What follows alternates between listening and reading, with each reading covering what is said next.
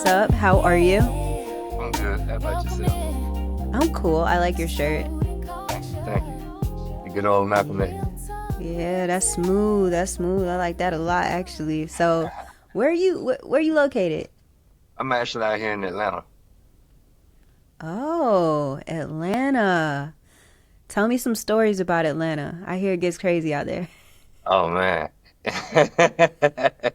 There's a lot of good stuff and a lot of bad stuff. You can get everything you want and what you don't want out here. Yeah, right on. But the tech scene out there is booming. Did you go to Render? No, I actually missed out this year. I thought about going, but I ended up skipping out. Work was crazy. Had a lot of different projects that I had to work on, so that's why I pretty much kind of skipped out on it this year. Okay. No, that's totally fair. Yeah, I like Render, and then they have like the Atlanta Tech Week and all that stuff. There's a lot going on out there for sure. Yeah, Atlanta's definitely booming when it comes to the tech scene, man. Like, I feel like if you can't make it in Atlanta, you can't make it nowhere. Damn. Damn. Cold world. Cold world. Oh no. Okay. Ooh. All right. So you said you were working. What do you do? I'm a detection engineer, for an MSSP. Okay. Okay. Cool. Cool. But like, what does MSSP stand for? Managed security service provider. So pretty much we manage their security infrastructure for like a bunch of different clients. In my current role, I'm the only detection engineer with the company. We manage like 1,000 different clients. So I have to use a bunch of different tools, anywhere from FortiSIM, different EDR tools like Sentinel-1, FortiEDR as well. Uh, I'm wearing a million different hats. I work on the IR side as well, collaborate with the IR team, working with the SOC managers and the SOC team as well when it comes to tuning different rules, creating different detection rules and stuff like that. So yeah, it's a good environment, good team, dope engineers. Okay. So you're important because like if the rules suck, you're about to piss off a lot of analysts, right? That's how that works. Pretty much, pretty much, yeah. Yeah. Yeah.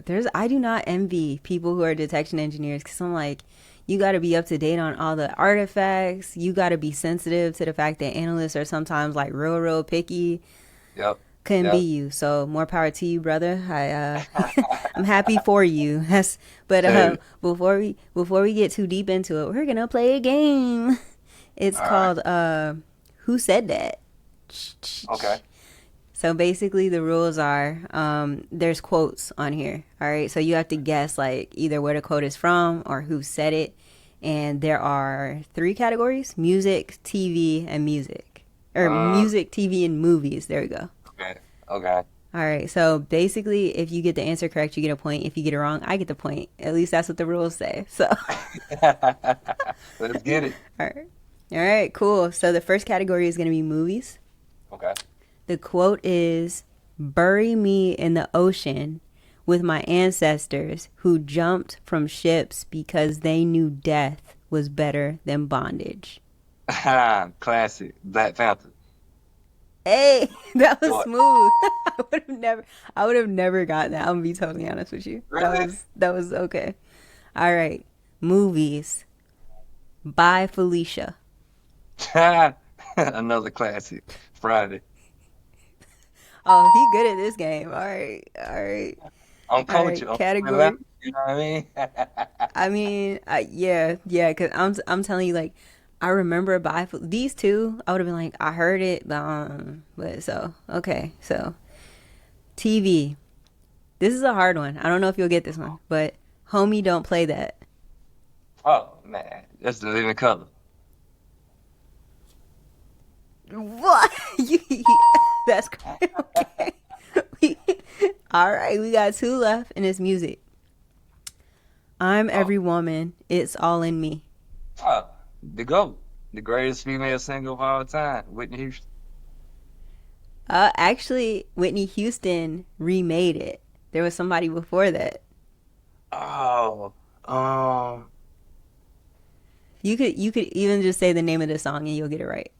I am. It's all I There don't you know go. the You got rest. it. Uh, I'm every woman. You got it. But it's Shaka Khan. yep, All that's who right. it was. That's who it was.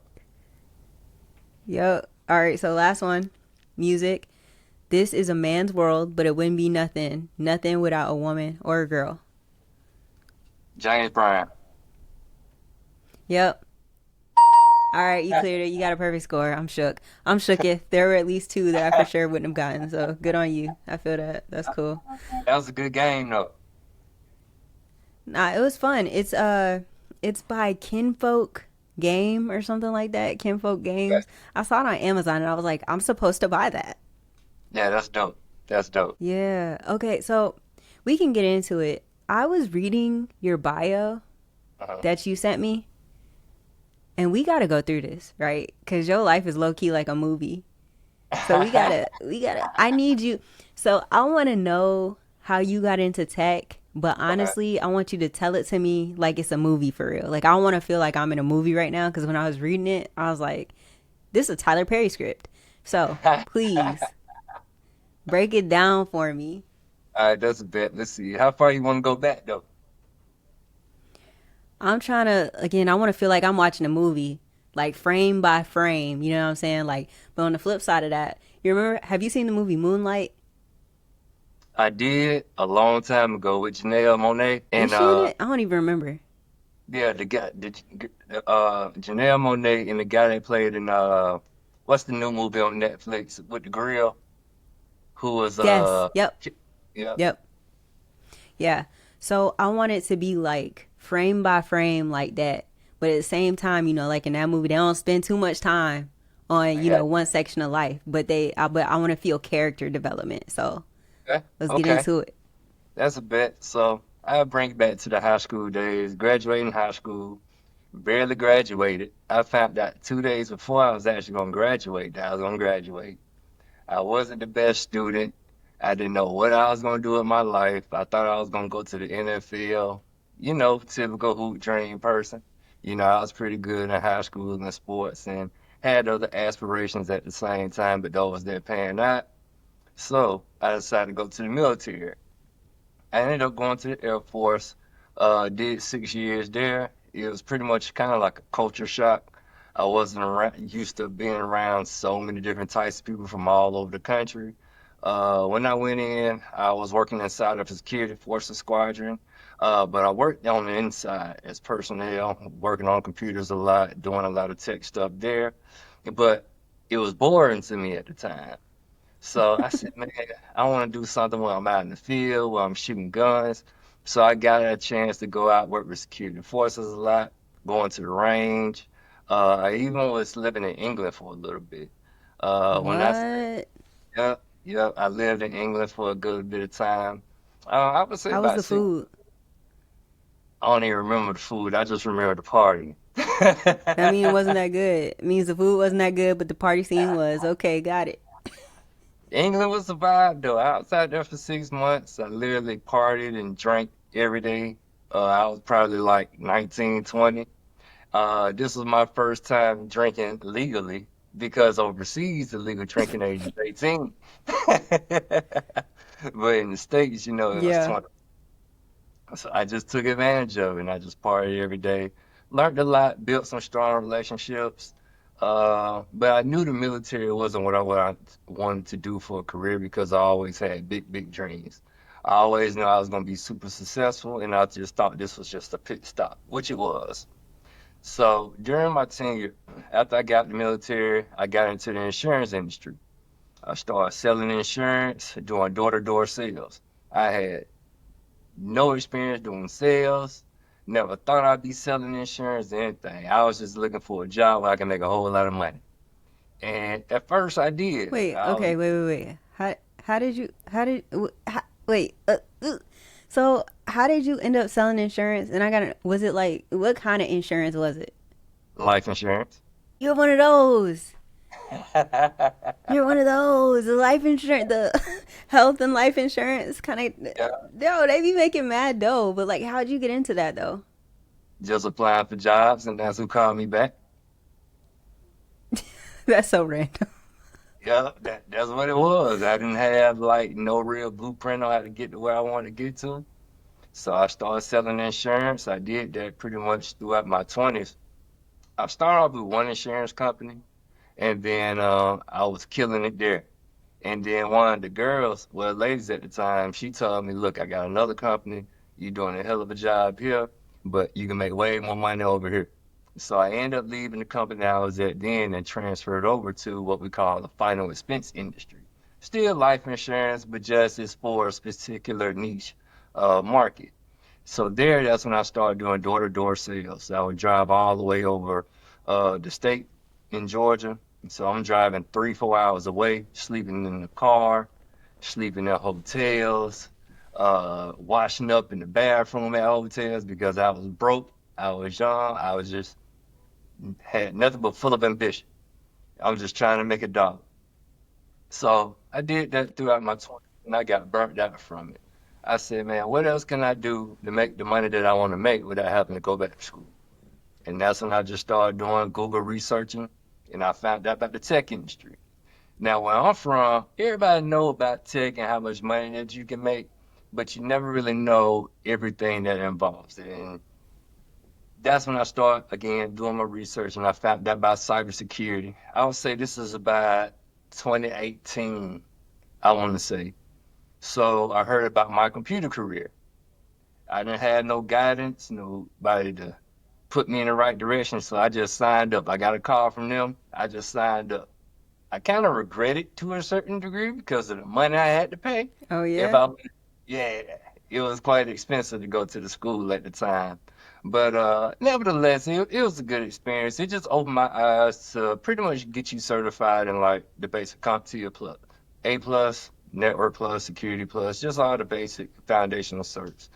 Now, but as I'm going through my computer career, I knew I wanted to get into cybersecurity, but I just didn't know what I wanted to do.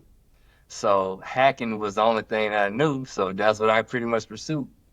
I built up my own home lab, spent up Elastic, spent up Splunk, and then I just started just Googling and finding different ways to better my skills in hacking. And then got my first tech job, um, making what, $15 an hour at the time as a help desk as a contractor. I did that for about a year. And then next thing you know, I got me another job doing networking. And from there, that's when I finally got my first break into cybersecurity as a SOC analyst with another MSSP company. I was there for about 3 years and I just left not too long ago. And now I'm a detection engineer, living a dream.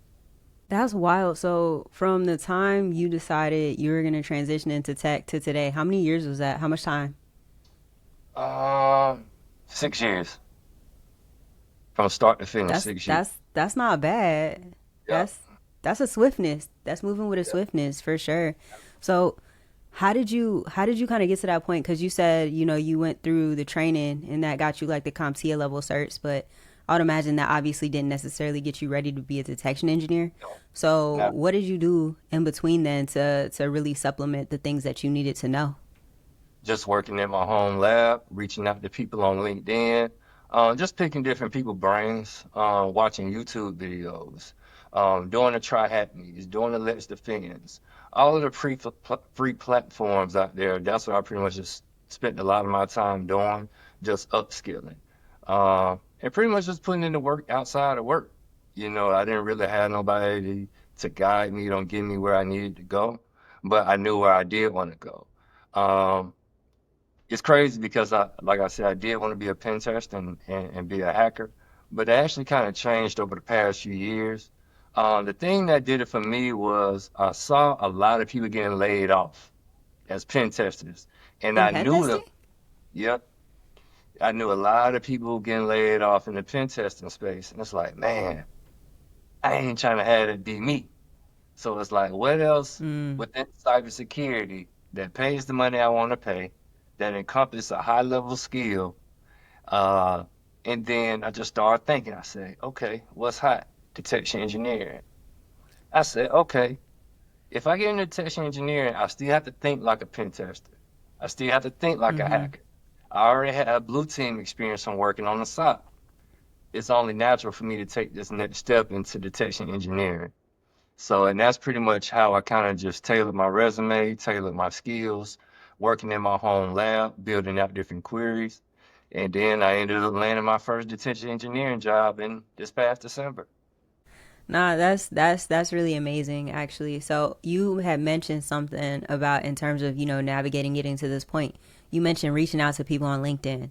So I know there's a lot of people who don't necessarily know how to finesse that. And I feel like probably your background in sales sort of helped Uh-huh. you maybe. But how, when you reached out, like what sort of approach did you find was essentially the best? Like what got you responses? What got you that assistance? How did you approach it? Honestly, I always come from a genuine angle, right? So I always just try to find people who is doing what I want to do and getting their opinions about their day-to-days, whether it's this company, whether it's a big company, a small company, truly just getting insight on a day-to-day. Because we can all say we want to do something, but if we never actually did it, you never truly know. So Mm-hmm. that's what I did. I just reached out to people who was already in industry, getting their thoughts, their opinions, what they did to get to where they are, and I just followed the same footsteps. Yeah, no, like I said, I know a lot of people, one, especially if they're trying to get into something, they get a little intimidated reaching out to people who they don't necessarily know. So that's why I ask you that question because I'm sure there's somebody who's going to watch this and be like, all right, I'm going to just go ahead and do it. It worked for him for real. I'm going to go ahead. My man's Yeah. went from selling insurance to detection engineering. He did something right. So, nah, I feel that. By the way, I keep looking at your shirt. Have you seen the movie? Malcolm X a while ago, yeah, with Denzel, A while. How long is a while ago? probably over 10 years. I watched that movie. First of all, I think if you watch it on like DVD, it's two Uh, DVDs because that movie is long as heck. But I feel uh, like I watch it like quarterly. I love that movie. Like uh, it takes me a couple days to watch it each time, but I love that movie like uh. truly. And something else I wanted to run back. What position did you play? You said you played football and basketball, or Yep, I played football, I played wide receiver, and I played safety. In football, basketball, I played point guard. I ran track. I ran all the sprinting events, 100, 200, 400, relays. I did it all. okay, all right, I see you. That's what's up. So you're in Atlanta. You go to any Atlanta Dream games? We don't care about the Hawks. You go to any Atlanta Dream games? Nah, I actually haven't went to no Dream games. I said I wanted to go check out the ladies and get some good tickets, but I ain't checked them out yet. Man, I'm about to fly all the way out to Atlanta just to go to a Dream game. It's a vibe though. It's a vibe, man. It's a fashion show when you come out here. It's a You fashion said a show. fashion show?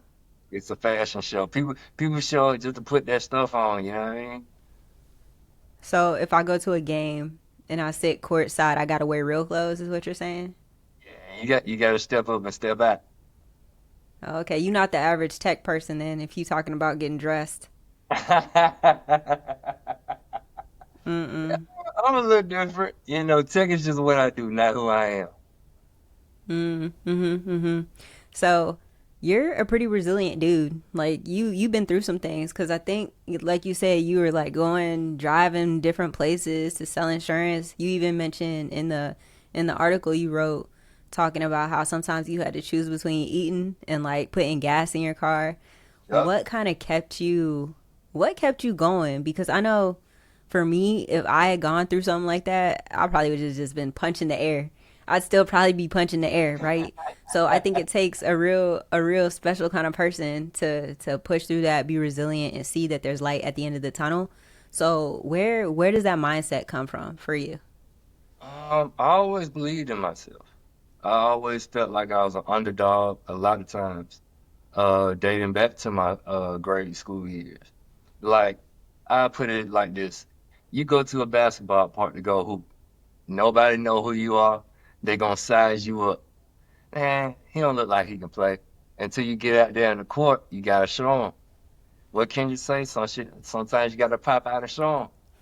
You know what I'm Yeah. saying? I just kind of just always just had that in me. And whatever I wanted to achieve and accomplish in my life, my mom, big shout out to her. She always believed in me. She said, whatever you want, go for it. You can do anything you put your mind to, and I actually believe that. And I said, if I don't achieve something, it's not gonna be due to me not working hard for it. And I Mm. just kept that same attitude to this day. I still, this is just the beginning. I'm a detection engineer today, but who knows what's in the future? I may be an architect in a few years, but who knows? But whatever I put my mind to, I'm for sure gonna put in the work hard as I can, and let the chips fall where they lie. Okay, yeah. For you, so you said something that really resonates with me, and I've been trying to tell people this, but like, if you do your best, right? If you do your best and something doesn't go your way, you did your best, right? You can go to sleep resting knowing that you did your best, and maybe you got to try it again or whatever. I feel like I Fact. keep trying to tell this to people because they're like, oh, I don't want to take that test because I don't want to Right. fail. I don't want to do this because it's like at the end of the day, if you prepare and you prepare, you put everything you had into it, and it doesn't go your way, you could sleep. Like you good. Like that's all you really can do is your best, and then from there, Yep. you keep pushing, you keep getting better, all that stuff. So yeah, that really resonated with me. So for Fact. the future though, where's your vision? You putting on like we talking future like 5, 10 years from now? Where do you see yourself? Where do you hope to be? My goal now is to get promoted in my current role within the next year. Within the next 3 to 5 years, I want to probably be a principal detection engineer. So probably leading the team. I don't want to be a manager or anything, but just the top dog when it comes to detection engineering. Being next to me, a bunch of engineers can possibly go to, career-wise. Outside of the career, just continue living my life. Uh, Being able to buy what I want, whenever I want, however I want, continue to travel. I love going on vacations. I love going to different events. I just love enjoying life and living life on my own terms. So, yeah, that's really just the big picture. Just continue what I'm doing now, but maybe just on a bigger scale. Yeah, I like that. It's funny whenever tech people talk about, I want to be able to have the lifestyle I want, I want to be able to do this. I'd be like, let me pull up. I want to see your house, but like the way you talk, I want to see your house. Like, what you got in there? What size is it? 6,000 square feet. But yeah. So, but so you have a lot of good knowledge. I would imagine people sometimes reach out to you in regard to asking how you got to where you are, asking for advice. So, if here's the scenario somebody comes to you, they say, hey, I'm interested in getting into tech. And you are in a position where you feel like you want to answer it 100% honest, right? We're not Uh, sugarcoating nothing. If you were to uh, answer that totally honest, hey, I want to get into tech. What do I need to do? What kind of mindset do I need to have? How are you answering that honestly? I get this so much. I, I first off, I ask you, do you like reading? Because in tech, it's a lot of reading, especially on the engineering side. I say, what's your work ethic like? Are you willing to come in early? Are you willing to stay late? Are you willing to do what it takes? Those are like, I'm getting character questions out of the way first. Why you want to get into tech? Is it just a lifestyle? Is this something that you're truly passionate about? Because everybody, like you say, want to just get with the big bag, the ladies with the Birkins, the men's with the cars and all this stuff. That's cool, but that's just the after byproduct of all the work that you got to put in. Again, it took me 6 years to get where I'm at just from a thought of just changing careers. So first, I just gotta get your attitude and your character first, and then I can really kind of put you down on the path because it's a million different roles in tech in itself. Do you want to get on the technical side or do you want to be on the non-technical side? So pretty much that's kind of first and foremost before I kind of outline a real path for you because everybody's journey different and everybody start from a different space. If I already know you're a pretty technical person and this is what you can kind of go through, um, let's say somebody just want to be a detection engineer. I definitely recommend starting from the foundations. No, you don't have to get the certifications, but understanding the material in the CompTIA A plus, Network plus, Security plus, that's going to take you far, right? Because I'm still dealing with things just from the A plus now. Understanding how a simple process work, a parent process, a child process. A lot of people don't even understand that, but they want to be a detection engineer. They want to be a pen tester. So mastering those fundamentals and having a strong foundation is going to take you far. And not even just with tech. I would say that's with life. You build a solid foundation, whether it's relationships and anything that you do, Everything else will be solid. I mean, I totally agree with that. And oftentimes, I always make a joke, right? Because Tiffany, my wife, Tiffany, Uh, she took her CISP many years ago, right? And she passed it on the first try. And I guess that's a thing that people don't do, right? And so people asked her, they're like, "How did you pass?" Like, I'm trying to get it too. How did you pass? She's like, "Oh, I studied for 6 months." And it's, "Oh, no, I can't do that." see? Like, I guess you really didn't want it that bad. Like, don't come to me talking about you want something, but you not really want to put in. You don't want to put in the work. Like, it's nothing about the tech industry is easy. And I tell people that all the time. I'm like, I personally I equate it to. I don't even think it's a far fetched concept, but I equate it to being a doctor or a lawyer in the sense that you never get to stop learning. There is no space for you to really rest when it comes to the knowledge and the education and things like that. So that's good advice that you giving out to people. You setting Yeah. them up for success, or you're also setting them up so that they don't waste their time because they not like that. Facts. Yeah. Facts.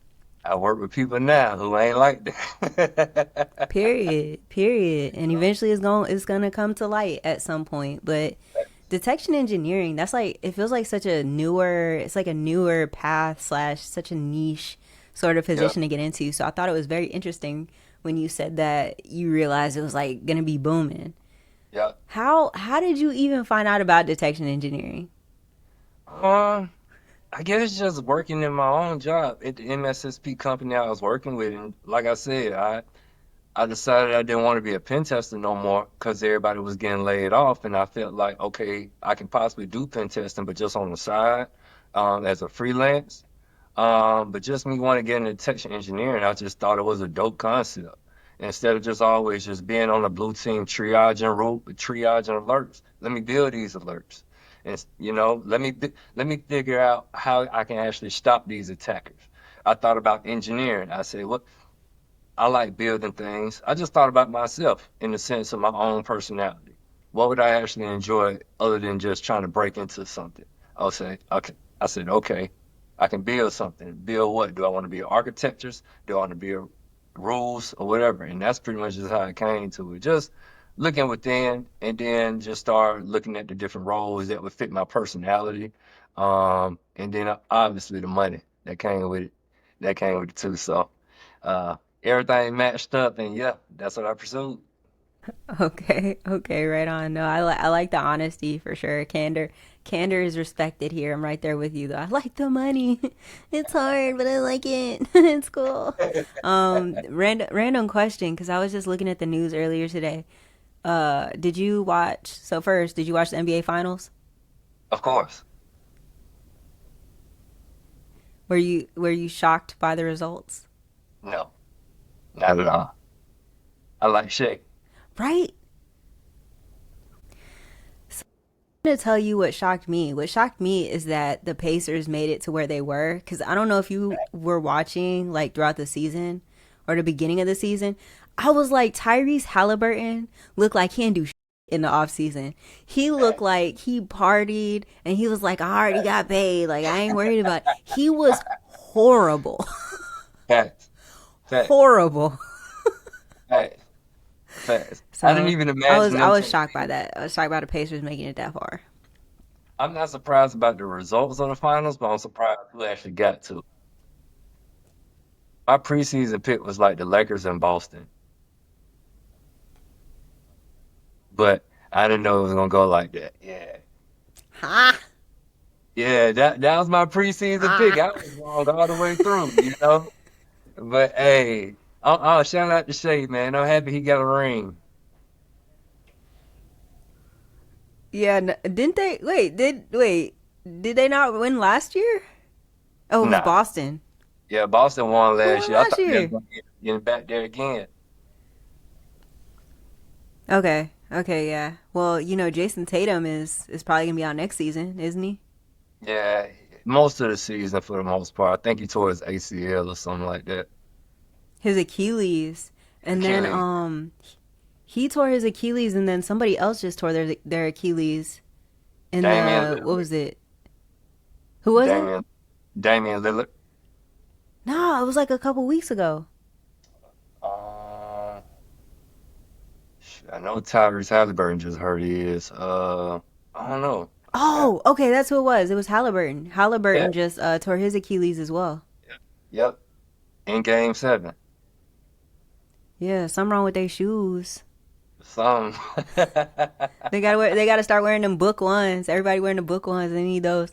But yeah, yeah, yeah. So what are you feeling about Cooper Flag? I think he gonna be all right. I mean, he my favorite player, Kyrie Irving, in the league right now. Yeah, I love Kyrie. He a magician with the basketball, so I think he going to a good environment. I actually got Dallas my favorite preseason pick next year. As long as they can stay healthy, they got the bench, they got the stars with Kyrie, they got the defense with Anthony Davis. Now you got Cooper Flag, you got a good coach. They got everything they need to win a championship. So I think they may pull it off as long as they stay healthy. Okay. Fair thing. I guess this is what dreams are made of. Who your team? So my team, in theory, because I'm from Illinois, in theory, my Right. team is Chicago, the Bulls. But Okay. because I'm an absolute martyr and I clearly hate myself, I cheer for the Hornets. Oh my goodness. Oh my goodness.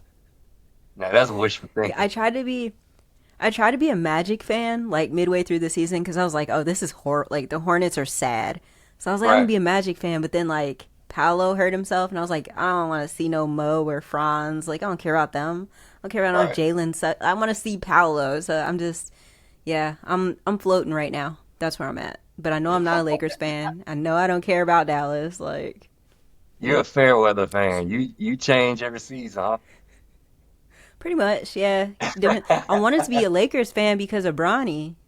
Right, right, right. I tried, but then he But didn't get that many minutes. he ain't that good yet. He'll get Mm-hmm. that up. All I right. believe it. So so I guess back to the reason we're actually here, because we only have a little bit of time left.